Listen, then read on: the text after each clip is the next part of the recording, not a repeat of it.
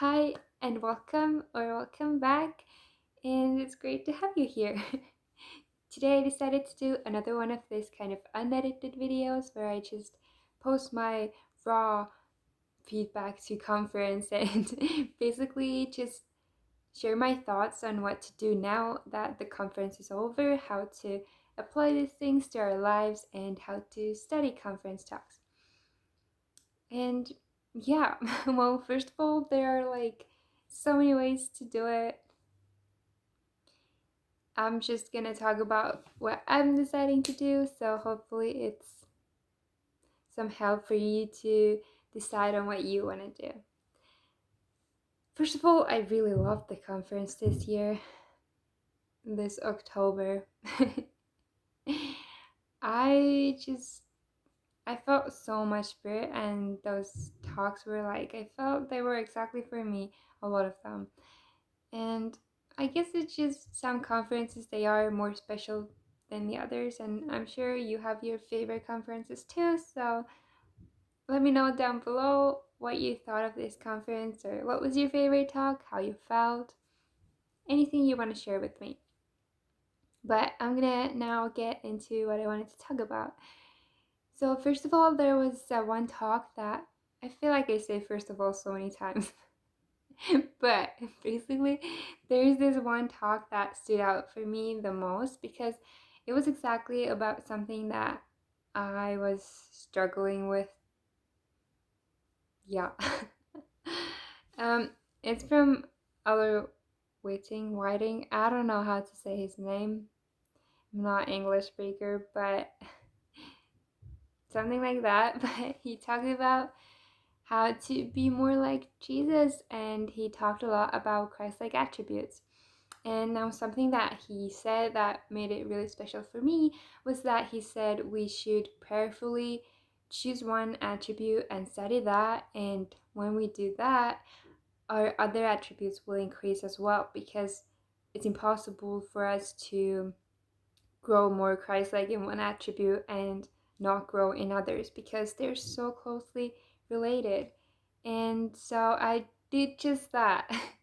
I've always loved Christ-like attributes, and I've always liked studying them and trying to apply them to my life and become more like it. But I always struggle with choosing which one I should study, and I just want to study all. And a couple weeks before the conference, I did those, this Christ-like attributes test in the Preach My Gospel, which he also talked about, where you can test yourself and see which is like your strongest attribute and which is like the weakest. And I did that, and I discovered my strongest and weakest ones, and I compared them to the previous time I did this test, and I decided on that I need to, well, grow in all of them, of course. So I made this list that every week I'm gonna study one, and I'm gonna start from like the bad ones combined with some good ones. And yeah, and I was so overwhelmed. I never really got to start with that because I just felt it was so much, like, just to see that it's gonna take you like that many weeks and how many months it will be, and also like putting a time frame to how long you study something is not really always a good idea either, because some things just need more time and some things maybe less time. But I really learned that it's not good to put a time frame into this, especially when I actually don't have any hurry with that. Like, I don't have a deadline where I have to finish studying this or anything like that. But anyway, just how in this talk, he said that we should focus on one, and it took me like a couple seconds to prayerfully exactly know which one I should focus on.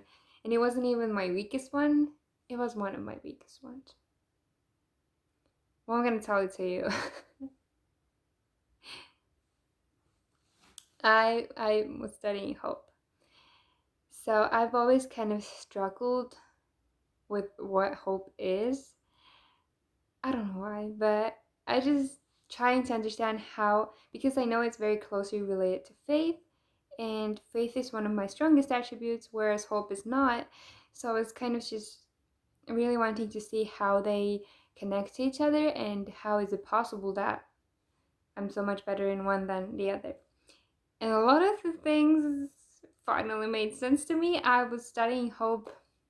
I didn't put a time frame on me this time on purpose, and I studied it for over a week. It was like almost, well, now I guess it's 2 weeks since conference. So yeah, I was studying it since conference every day, and I sometime this week, I guess on Wednesday, Thursday, I kind of went over what I learned, and I did the attributes test again just to see how far I've come. And surprisingly enough, or maybe not so surprisingly, I had grown massively in hope because I finally understood it, so I could actually apply it in my life as well because I knew more of it. But not only that, all of my attributes had grown, even if it was just a tiny bit, but they all had grown. And that was just like blew my mind how it actually works. And I even made like little lists on how hope connects with like charity, how hope connects with faith, how it connects with patience, how it connects with humility. And I got all the connections. It took me the most time to figure out the connection between hope and charity. I mean, it's not maybe that hard, but for me that took a long time. But I found so like clear connections between all of the attributes, and that just made me like realize that yeah, if I grow in hope, I must grow in others too. Because first of all, if you're actively studying, you're widening your knowledge and you get smarter, you know more things, you're more closer to the spirit because you're actively learning, and it can't help it but grow in like many areas and spiritual things, and just wanting to have hope and working towards it makes you be more charitable and patient and all these other things. So they're just naturally connected. So if you want to do this, I strongly recommend choosing this one attribute, prayerfully choosing it, and then working on it. Because what I feel is that you can never know everything, and I'm still continuing learning about hope because I prayed about it and I felt like I need to learn more. But it's just amazing how much in depth you can go in one thing. You think it's just this simple thing, but you can go so much in depth and learn so much more than you at first thought it was. Because I mean, we all have a kind of understanding what hope is, but the deeper your understanding is, the clearer it really gets. And you realize everything isn't like just like that. There's so much more in it. Like yesterday, I started learning articles of faith, like going in depth with them.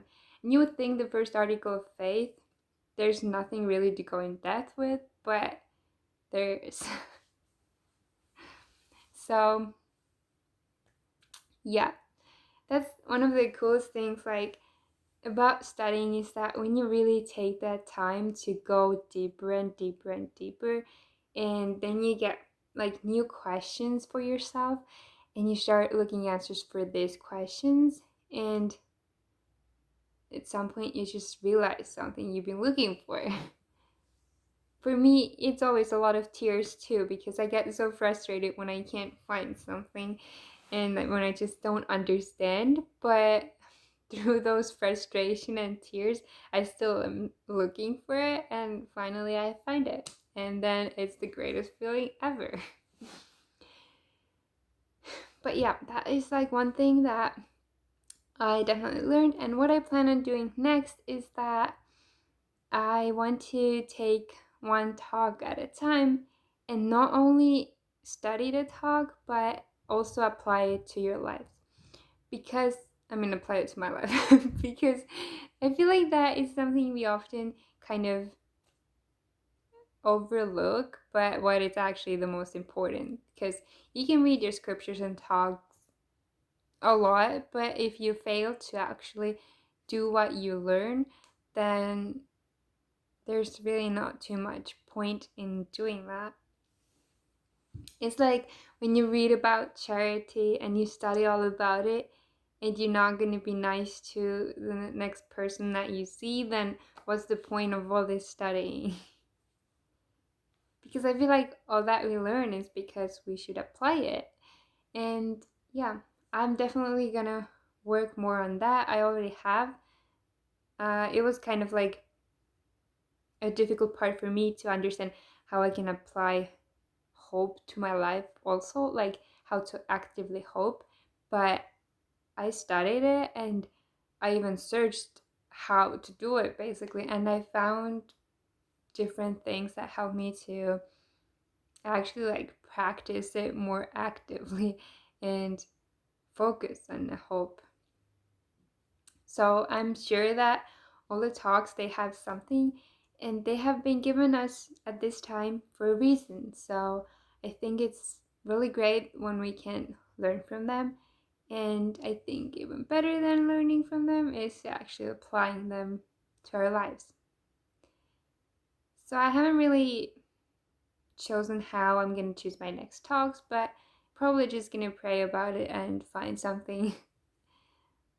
But yeah, that's my way of studying the conference talks this time. And if you have any cool ways how you are studying, let me know in the comments down below. And I hope you like this video, and I hope that made you not necessarily want to do what I do, but get your own ideas on what you should do. And I'm so grateful that you watched this video, and I hope you are gonna come back for more next time. Hope you enjoy your Sunday and your week. And I'm gonna go now. Bye.